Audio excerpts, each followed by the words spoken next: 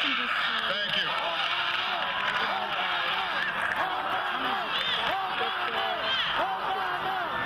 My fellow citizens. Woke up by about 5:30. We headed out the house, took a train. Train was absolutely packed. I mean, it was ridiculous. Good thing my cousin had bought the tickets ahead of time. So we actually had tickets because the lines for the tickets were out of this world. They were going out the station. And every train that went by was absolutely packed. And we pushed through the crowd. I was holding my camera in my hand, and we kind of just kind of like squeezed ourselves in. How long did it take us to get down from Virginia to D.C.? It usually takes 30 minutes, but because of those overcrowded trains, and when the trains broke down, we had to get off and get back on. It ended up taking us an hour and a half to get down to D.C. Oh, it was really difficult for us to get through the crowd. The crowd was moving really fast, and I stayed back. My girlfriend had went further on, and I stayed back because I had my camera and I was trying to film and stuff. So I was probably closer to 17th Street, right between where CNN was for a while. Then I moved up a little bit to MSNBC where they were at.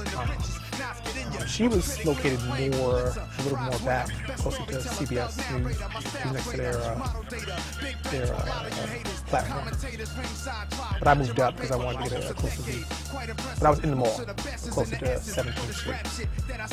While I was standing out there, basically, I was thinking maybe it wasn't so worth it because I wasn't getting the kind of footage that I wanted. I didn't have a stabilizer that I needed, so I was really holding my tripod with the camera on it and keeping it up in the air because I was behind so many people. So for a while I thought it wasn't worth it. Then my tripod had broke, and I was walking around with it. I lost some pieces of it, and I had to go back. So I was thinking that it wasn't worth it. It was really cold. I was out there for many hours before they even spoke. And at first I really didn't. I actually wish the people were a little bit more exuberant, maybe, and happier. They were happy, they were making noise, but I expected a little more. I wanted to get people's reaction, people crying and people happy and joyous. And it wasn't quite that. People were very quiet. They were proud, but they were quiet. They would say stuff in between, but it wasn't quite what I expected. To be honest, how I felt about the whole situation, about him becoming the first black president, was I felt very proud. I thought it would never happen in my lifetime. I'm a black studies major, and we had discussed this for many, many years. I'm also a political science major. So being that, this is something that we've discussed for many, many years in many, many forums. And if I'd asked my professors even a year ago if this was even possible, they would have said no. They would have said it's absolutely not possible for this to happen. And I didn't think it was possible. Up to the night that he actually was elected, I didn't think it was possible. Then for even the preceding weeks, I didn't even think it was even real. I really just didn't think it was something that would happen in my lifetime.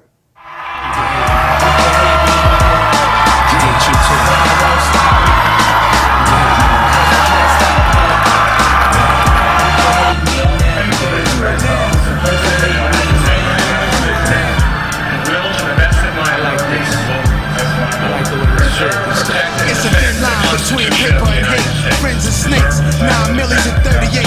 Hell or the pearly gates. I was destined to come, predicted. Blame God, he blew breath in my lungs. Second to none, wicked turn wives to widows. Shoot through satin pillows, the desolate one. Took a little time to claim my spot. Chairman of the board until this game stopped. And I side with the Lord. Vibe for the cause while driving